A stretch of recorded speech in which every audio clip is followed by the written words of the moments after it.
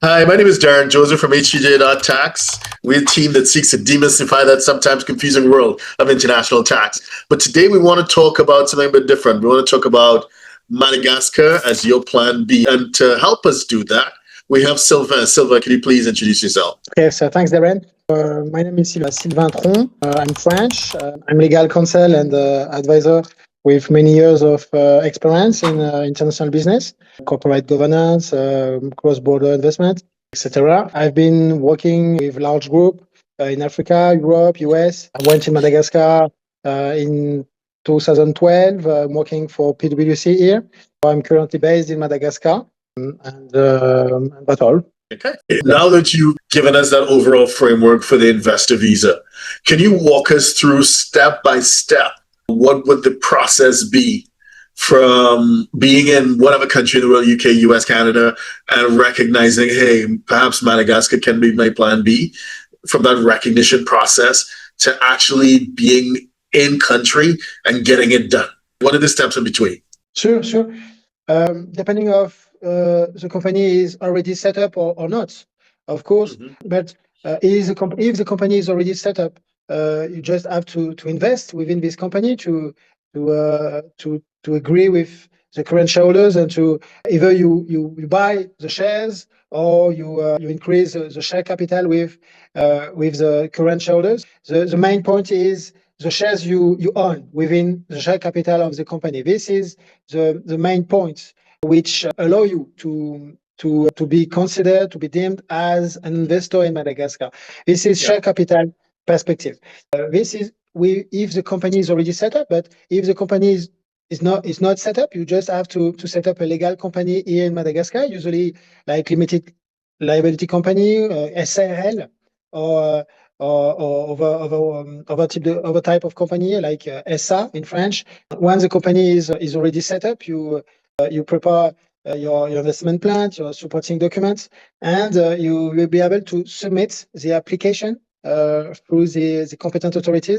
Typically, it's the Ministry of Interior, and there is a specific authority in Madagascar named the Economic Development Board of Madagascar, EDBM, which is a center authority which gather a lot of departments in Madagascar, commercial ministry, Ministry of Interior, and many others ministry as their representation within this economic development board of Madagascar, which allow you to follow each of these steps easily, smoothly. Once validated, you will be able to obtain this investor visa. It's a stamp within your passport with a specific year, maybe 1 year, 2 years, because the first time usually it's not a long term. They usually give you only 1 year or 2 years, and after that you have to renew this visa for 1 year as well or more. And they will as well grant you a card, a resident permit, which is a card which allow you to show this card without having to get your passport every time with you if you need it. This is mainly the process you have to follow to comply with the investment visa here in Madagascar. And just to add to what you said, from the point of view of the actual investor on the outside, they'll make contact with the team at Plan B Madagascar, and they'll initiate interest, paperwork will be signed and whatever. And they'll get documents to take to the Madagascar embassy or consulate in UK, US, Canada, wherever you may be. And then you get a convertible visa. And that's you're right. Yeah, you're totally right. Excuse me, I missed this point. I was thinking about the immigration from the back office point of view. Yeah, you're talking about all the complicated stuff. So fortunately, you're there to make sure that all the complicated stuff is done. Then the investor has the easier stuff to do. They take the paperwork that your team is going to be able to provide. They go, they get the convertible visa. Then they enter Madagascar. They met to the airport. They go to the hotels or whatever. When they go to the immigration department with a member of your team, then they are guided through the process. And at the end of that process, they should get a stamp in their passport. Sometimes it takes a little bit longer. Sometimes it would be available a little bit sooner. And basically that stamp in the passport, that visa, is the investor visa, which gives you the right to remain until it expires, which can be 1, 2, 3 years, 5 years, or whatever the case may be.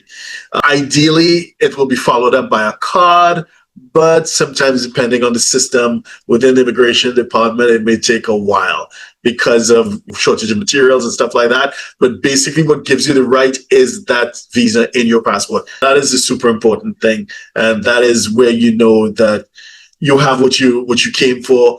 Madagascar is essentially your plan B, and it's ready and it's available to you until, of course, it expires and you need to come back and do a renewal. So I'm just filling in. But the important thing is that you and your team are there to do all the heavy lifting, all the difficult parts with the incorporation of the company and stuff like that. It's a positive news story, I think.